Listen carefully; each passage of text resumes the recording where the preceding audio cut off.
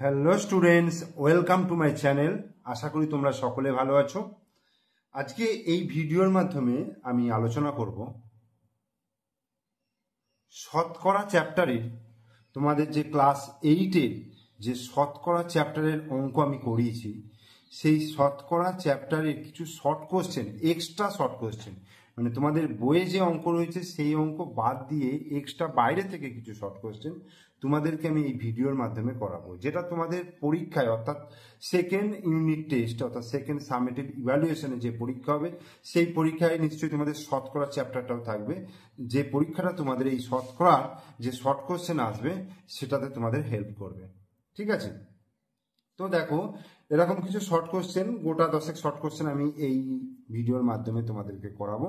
তোমরা অবশ্যই মন দিয়ে ভিডিওটা দেখো এবং শর্ট কোশ্চেনগুলোকে ভালো করে রপ্ত করো। দেখো একের দাগের অঙ্কটা কি বলছে। একের দাগের প্রথম যে অঙ্কটা সেটা বলছে 170 গ্রাম 4 কিলোগ্রামের শতকরা কত। 170 গ্রাম 4 কিলোগ্রামের শতকরা কত। ঠিক আছে, 4 কিলোগ্রামের শতকরা কত। তাহলে এখানে কি করব, প্রথমে আমি এই 4 কিলোগ্রাম, দেখো 4 কিলোগ্রামকে আমি কিসে করব, গ্রামে প্রকাশ করব। কিলোগ্রাম থেকে গ্রামে যেতে গেলে কি করতে হয়, 1000 দিয়ে গুণ করতে হয়। তাহলে 4 গুণিত 1000 সমান 4000 গ্রাম। ঠিক আছে, 4 কিলোগ্রাম সমান 4000 গ্রাম। এবার বলছে 170 গ্রাম 4000 গ্রামের কত, শতকরা কত। তাহলে আমি ধরি 4000 গ্রামের X%, অর্থাৎ শতকরা কত বলেছে, আমি X% ধরে নিচ্ছি। X% সমান হচ্ছে 170 গ্রাম। এখান থেকে আমাকে কি করতে হবে, এক্স এর মানটা বার করতে হবে। তো দেখো 4000 গ্রামের মানে 4000 গুণিত X% মানে X/100, X/100 সমান কত, 170। তাহলে এখান থেকে দেখো একটা শূন্য কেটে গেল, এই একটা শূন্য কেটে গেল। তাহলে 40 গুণিত X সমান 170, বা তাহলে X সমান তাহলে কি হয়ে যাবে 170/40, অর্থাৎ শূন্য শূন্য কাটলো। তাহলে 17/4 অর্থাৎ 4 4 16, 16 পূর্ণ 1, 4 পূর্ণ 1 4। তাহলে অতএব উত্তরটা কি লিখবো, 170 গ্রাম 4 কিলোগ্রামের 4 পূর্ণ 1 4% অ্যান্সার। দেখো নেক্সট অঙ্ক কি বলছে, এন এর 16% সমান 64 হলে এন এর মান কত।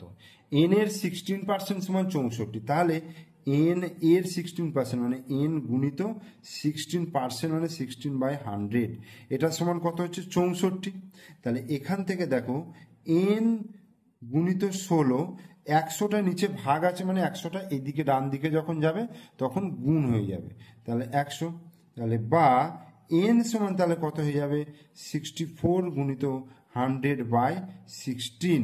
তাহলে এটা কাটাকুটি করলে 4 16 64, তাহলে এন সমান কত হয়ে গেল 400। তাহলে এন এর মান এখানে চেয়েছে, এন এর মান 400 হয়ে গেল অ্যান্সার। এরপর নেক্সট অঙ্কে চলে আসছি, বলছে কত টাকার 20% সমান বলছে 40 টাকা। কত টাকার 20% সমান কি 40 টাকা। আমি ধরে নিচ্ছি যে এক্স টাকার 20% সমান 40 টাকা। তাহলে ধরি এক্স টাকার 20% সমান 40 টাকা। এক্স টাকার 20% সমান 40 টাকা। তাহলে এক্স টাকার মানে গুণ এক্স টাকার 20% মানে 20/100 সমান কত হয়ে গেল 40 হয়ে গেল, বা এক্স গুণিত 20 সমান হচ্ছে 40 গুণিত 100 হবে, বা এক্স সমান হয়ে যাচ্ছে 40 গুণিত 100/20। শূন্য শূন্য কাটলো, 2 দুগুণে 4, তাহলে 2 100 200, তাহলে এক্স সমান হয়ে গেল 200। অতএব কত টাকা 20% 40 টাকা, তাহলে উত্তর লিখবো 200 টাকার 20% সমান 40 টাকা অ্যান্সার। এরপর 4 দাগের অঙ্কটা দেখো, বলছে 80 টাকার 15% সমান কত টাকা। 80 টাকার 15% মানে হচ্ছে, দেখো 80 গুণিত 15% সমান কি করব, 80 গুণিত 15/100। তাহলে এই 0 0 কাটলাম, 2 4 8, 2 5 10, 5 3 15, তাহলে 4 3 কত হয়ে গেল, 12 টাকা। তাহলে উত্তরটা কি লিখব, অতএব 80 টাকার 15%, 80 টাকার 15% সমান হয়ে গেল 12 টাকা। 80 টাকার 15% সমান 12 টাকা, অ্যান্সার। এরপরে বলছে কোন সংখ্যার 30% হলো 75 টাকা। কোন সংখ্যার 30%? আমি তাহলে সংখ্যাটা ধরে নেব, ধরি এক্সের 30%, এটা সমান হচ্ছে 75 টাকা। তাহলে এক্স গুণিত 30/100, এটা সমান হচ্ছে 75। তাহলে বা এক্স গুণিত 30 সমান 75 গুণিত 100, বা এক্স সমান হয়ে যাবে 75 গুণিত 100/30। 30টা এখানে গুণ আছে, তার এখানে ভাগ হয়ে যাবে, 0 0 কেটে গেল। তাহলে 3 দিয়ে যদি কাটি, 3 25 75, আর 25 10কে কত হয়ে যাচ্ছে, 250। তাহলে কি লিখবো, যে কোন সংখ্যা 30% হলো 75, সরি এটা টাকা নয়, কোন সংখ্যা 30% হলো 75, তার মানে 250 এর 30% হলো 75, অ্যান্সার। কত টাকার 6 অঙ্কটা, কত টাকার x% সমান হচ্ছে y টাকা। কত টাকার x%, আমি ধরে নিচ্ছি, ধরি x টাকার x% সমান হচ্ছে, সরি এখানে x ধরবো না, আমি যেহেতু এখানে x রয়েছে তাহলে আমি a ধরে নিই, ঠিক আছে। a টাকার x% সমান y টাকা, আমি এটাকে ধরে নিলাম। তাহলে a টাকার মানে a গুণিত x% মানে x/100, এটা সমান হচ্ছে y।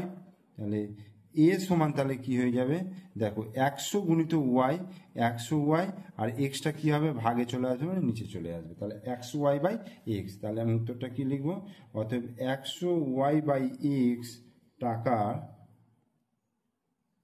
x% সমান হচ্ছে y টাকা, অ্যান্সার। নেক্সট অঙ্ক 7 দাগের, 300 টাকা 10% এর 20% সমান কত? মানে 300 টাকা 10%, তার আবার 20% সমান কত? তাহলে এটা কি করবো, সিম্পল ওয়েতে করে দেবো। দেখো 300 টাকার মানে 300 টাকার 10% আবার গুণিত 20%, এটা হবে। তাহলে 300 গুণিত 10% মানে হচ্ছে 10/100 গুণিত 20/100, এটা হলো।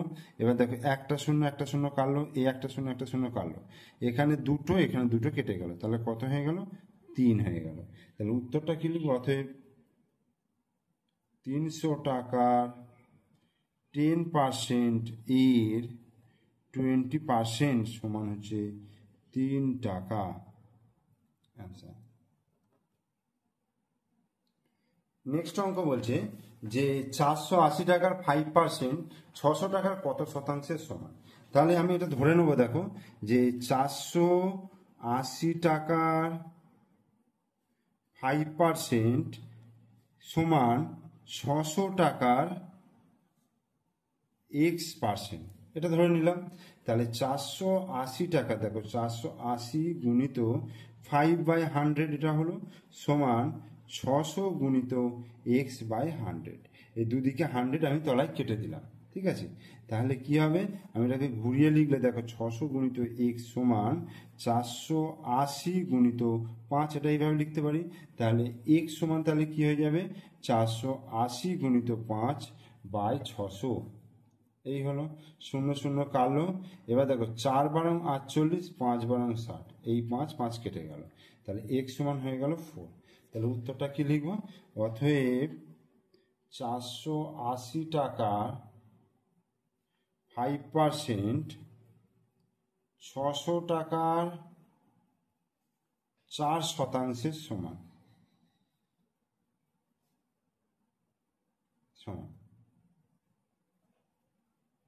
অ্যান্সার। বলছে 60 টাকার 15% ও 15 টাকার 60%, এর মধ্যে কোনটা বেশি? তাহলে দেখো 60 টাকার 15% আগে বার করি। 60 টাকার 15% সমান কি হবে? 60 গুণিত 15/100, এটা হলো 0 0 কাটলো, 5 3 15, 5 2 10, 2 3 6, তাহলে 3 3 9 টাকা হলো। আর 15 টাকা 60%, 15 টাকার 60% সমান, তাহলে 15 গুণিত 60/100, 0 0 কাটলো, 3 আচ্ছা 2 3 6, 2 5 10, আর 5 3 15, তাহলে 3 3 9 টাকা। তাহলে দুটো ক্ষেত্রেই কিন্তু সমান হয়ে গেল। তাহলে উত্তর কি লিখবো? অতএব 60 টাকার 15% সমান 15 টাকার 60%, দুটোই সমান। কত টাকা 12.5% খরচ হলে 320 টাকা খরচ হয়? কত টাকা 12.5% খরচ হলে 320 টাকা খরচ হয়? তাহলে আমি ধরি x টাকার 12.1২%, এটা সমান হচ্ছে 320 টাকা। তাহলে x গুণিত 12.5% মানে 12.1২% সমান 320, এটা লিখলাম। তাহলে বা x গুণিত 12 2 24 আর 25, 25/2, আর পার্সেন্টেজটা তুলে দিলে নিচে 100 সমান 320। তাহলে x সমান কি হয়ে যাবে? তাহলে 320 গুণিত এই নিচে যেটা আছে সেটা উপরে গুণ হয়ে যাবে, 2 গুণিত 100, আর নিচে হচ্ছে 25। তাহলে 4 25 সং 100, তাহলে 4 2 8, 8 দিয়ে এটাকে গুণ করলে 8 0 0, 8 2 16, 4 1, 3 8 24, 24 আর 1 25, 2560 টাকা। অতএব উত্তরটা হয়ে যাবে যে 2560 টাকার 12.1২% খরচ হলে 320 টাকা খরচ হয়। অ্যান্সার। তাহলে শতকরার 10টা শর্ট কোশ্চেন আমি করালাম তোমাদের। এটা তোমাদের সেকেন্ড ইউনিট টেস্ট বা সেকেন্ড সামেটিভ ইভ্যালুয়েশনের জন্য এই প্রশ্নগুলো তোমরা রেডি করবে। আর ভিডিও শেষে ভিডিওটা কেমন লাগলো অবশ্যই তোমরা কমেন্টস করে জানাবে, এবং অবশ্যই শেষে একটা লাইক দিও, কারণ এই লাইক বা কমেন্টস আমাকে মোটিভেট করবে তোমাদের জন্য আরও নতুন নতুন অঙ্কের ভিডিও বানাতে। তাই অবশ্যই বলবো তোমরা প্রথম থেকে শেষ পর্যন্ত ভিডিওটা দেখো এবং নিজেদেরকে তৈরি করো দ্বিতীয় পর্যায়ক্রমিক মূল্যায়নের জন্য।